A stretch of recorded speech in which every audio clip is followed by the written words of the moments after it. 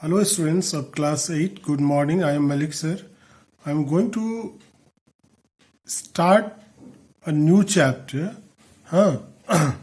because your examination is going to late, and after the examination there will be very less time to finish the lessons. So I am going to start a new lesson number 11, force and pressure. 10 मैंने आपको पढ़ाया हुआ है, adolescent वाला जो chapter है, ठीक है, लेकिन क्वेश्चन आंसर नहीं दिया है, तो मैं इसको ये पढ़ा रहा हूँ, उसके बाद मैं दोनों का क्वेश्चन आंसर दूंगा वन बाय वन, ठीक है। तो today the name of the chapter is force and pressure, right. It is we are very acquainted with these two term. तो first we are going to discuss the concept of force. अगर look at the following situation, अगर moving a book, अगर आपको कोई book को move करना है table पे, है ना, ओपनिंग ए डोर, डोर को खोलना है, lifting a bucket filled with water, opening a drawer, इन सब में क्या होता है, आप कुछ न कुछ करते हो, तो कॉमन सिचुएशन है इसमें एक खास क्या, all this situation either push और पुल। आप क्या करते हो, या तो खींचते हो या फिर उसको उठाते हो, पुल करते हो, खींचते हो या फिर धक्का देते हो, है ना। To move the book, to push it और पुल इट, ठीक है। तो इस तरह से आप देखते हो कि जब तक आप पुश नहीं करते हो, पुल नहीं करते हो, तो उसमें कोई हरकत नहीं होती। ये सिर्फ पुश और पुल ही है जिसके कारण से उसमें कुछ भी हरकत हो रही है। तो एक सिंपल टर्म में हम लोग उसको डिफाइन कर सकते हैं फोर्स को। ए पुश और pull on an object is called force. एक पुश या पुल एक ऑब्जेक्ट पर आप जो लगाते हैं उसको हम फोर्स कहते हैं, राइट। ए पुश और a pull on an object, you can say acting on an object is called force, right? तो forces are due to interaction, और ये फोर्सेस कब लगते हैं, फोर्सेस जो काम करते हैं तभी जब इंट्रैक्शन होता है ना, दो चीजों का। अगर ये बुक लाइंग है, वहां पर पड़ा हुआ है, तो वहीं पे रहेगा हमेशा के लिए, अगर जब तक कोई पुश या पुल उस पर काम नहीं करता है। It does not change its position on its own, अपने आप अपनी जगह को नहीं बदल सकता। कोई न कोई एक्सटर्नल चीज है जो उसको वहां से उसको मोशन में लाता है, ठीक है। तो इसका मतलब है कि हम उसको टच करते हैं, उसको लिफ्ट करते हैं, ठीक है, तब जाके वो फिर हम उसको वहां पर रखते हैं, टेबल पे जाके रखते हैं। तो आपने देखा, तो बुक और हमारे हैंड के बीच में एक इंट्रैक्शन हुआ जिसके कारण से फोर्स उस पर काम किया। सो वी कंक्लूड, आप कर सकते हैं, without an interaction force can not be applied. तो फोर्स को अप्लाई करने के लिए इंट्रैक्शन का होना जरूरी है, बिना अट्रैक्शन के फोर्स काम नहीं करेगा, कुछ सिचुएशन को छोड़कर, है ना। आगे हम लोग डिस्कस करेंगे। It's the interaction may be either by our efforts, हमारे प्रयासों के द्वारा हो सकता है, और by other object in contact, फिर जो दूसरे ऑब्जेक्ट हमारे कॉन्टैक्ट में उसके द्वारा, ठीक है। अब फोर्स के इफेक्ट क्या सब होते हैं, फोर्स लगने से क्या सब हो सकता है, ठीक है। तो पहला है, force can cause motion in a stationary object. अगर कोई ऑब्जेक्ट स्टेशनरी है, स्थिर है, ठीक है, तो अगर हम उसको पुश करते हैं, सपोज करिए एक फुटबॉल रखा हुआ है, तो वो वहीं पे लाई करेगा, वहीं पे रहेगा, कब तक रहेगा। अब हम अपने पैर से उसको किक करते हैं, किक करते हैं मतलब पहले बॉल क्या था, स्टेशनरी था, स्थिर था, लेकिन जैसे ही हमने एक किक किया, पैर से एक ठोकर मारी, ठोकर मारी मतलब पुश किया, किसके द्वारा, पैर के द्वारा, मतलब एक फोर्स लगाया हमने, तो बॉल क्या हुआ, वहीं रहेगा, नहीं रहेगा, वो मूव करेगा, वो अपनी जगह को बदलना शुरू करेगा। मतलब बॉल मोशन में आ जाएगा, ठीक है। पहले रेस्ट में था, जैसे ही फोर्स उस पर काम किया वो मोशन में आ गया, ठीक है। और भी बहुत सारे एग्जांपल हैं। साइकिल है, रेस्ट में रहेगा, पैडल मारते हैं, फोर्स लगाते हैं तो मूव करता है, ठीक है। तो इसका मतलब ये कह सकते हैं, force can cause motion in a stationary object, right. Force किसी भी स्टेशनरी ऑब्जेक्ट में मोशन ला सकता है। इसका मतलब ये नहीं अब दीवार को धक्का दीजिए तो दीवार को मूव करा देगा, ठीक है। तो it is not necessary that a force always makes a stationary object move, ये हमेशा कुछ जरूरी नहीं है, लेकिन अक्सर हाँ, कोई भी स्टेशनरी ऑब्जेक्ट तभी मूव करता है जब उसके ऊपर कोई फोर्स काम करता है, ठीक है। ऐसा इसलिए होता है क्योंकि अब जैसे यहाँ पेड़ का एग्जांपल दिया, तो पेड़ क्या है, पेड़ को वहां से मूव कराने के लिए जितने फोर्स की जरूरत है उतना हम लोग नहीं लगा पाते हैं, इसलिए वो मूव नहीं करता है, ठीक है। अब दूसरा इसका पॉइंट है, force can stop a moving object. Force क्या करता है, एक मूविंग ऑब्जेक्ट को रोक लेता है, ठीक है। अगर आप क्रिकेट देखते हैं तो एक बैट्समैन एक शॉट मारता है, ठीक है, और फील्डर जो होता है उसको पकड़ लेता है, रोक लेता है, उसके मोशन को चेक कर देता है, ठीक है, उसको आगे नहीं जाने देता। तो उसने क्या लगाया, बॉल पर फोर्स लगाया, नहीं तो बॉल मूव कर जाता 4 रन के लिए आगे, लेकिन फील्डर ने उसको वहीं रोक लिया फोर्स लगाकर। तो आप कह सकते हैं force can stop a moving object. Cycle चलती रहती है, हम लोग ब्रेक लगाते हैं, तो ब्रेक लगाने का मतलब फोर्स लगाते हैं, फोर्स लगता है तो साइकिल क्या होती है, रुक जाती है, ठीक है। तो you can say that force can stop a moving object, right.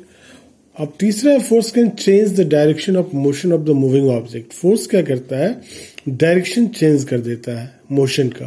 अगर सपोज करिए एक बैट्समैन बैटिंग कर रहा है, एक बॉलर उसको बॉलिंग कर रहा है, तो बॉलर जो बॉलिंग कर रहा है, फेंक रहा है, वो किसके तरफ फेंक रहा है, बैट्समैन की तरफ। तो बॉल का मोशन किधर है, बैट्समैन की तरफ है, ठीक है। लेकिन बैट्समैन ने उसको अपने बैट से मारा, तो क्या हुआ, उसका डायरेक्शन चेंज हुआ कि नहीं, वो किसी दूसरी डायरेक्शन में बॉल मूव करेगा, करता है ना। तो इस तरह से आप देख रहे हैं कि force can change the direction of motion of the moving object. Force किसी भी मूविंग ऑब्जेक्ट के डायरेक्शन को चेंज कर सकता है ना। अब अगला है force can change the speed of moving object. Force जो होता है किसी भी जो मूविंग ऑब्जेक्ट है ना, उसको उसके रफ्तार को धीमा कर सकता है, उसके स्पीड को चेंज कर सकता है।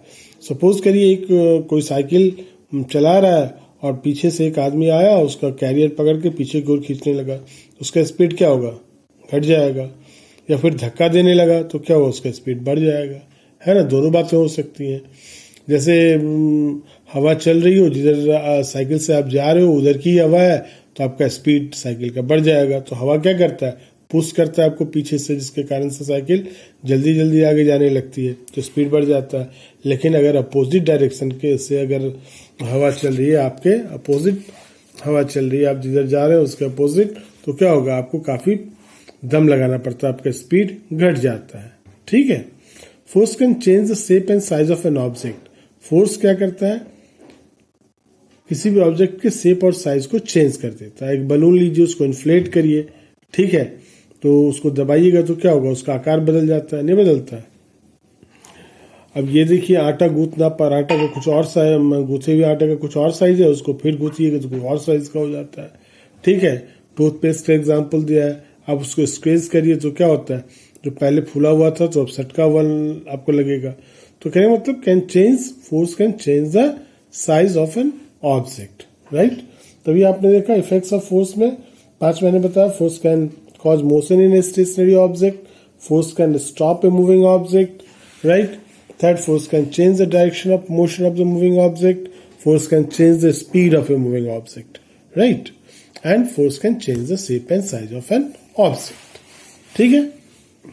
अब देखिए हम लोग यूनिट की बात करें, फोर्स के लिए भी मेजर करने के लिए यूनिट चाहिए, हर चीज के लिए कोई भी फिजिकल क्वांटिटी है उसको यूनिट की चाहिए। तो इसका जो ऐसा यूनिट है किसका, फोर्स का, वो है न्यूटन, ठीक है।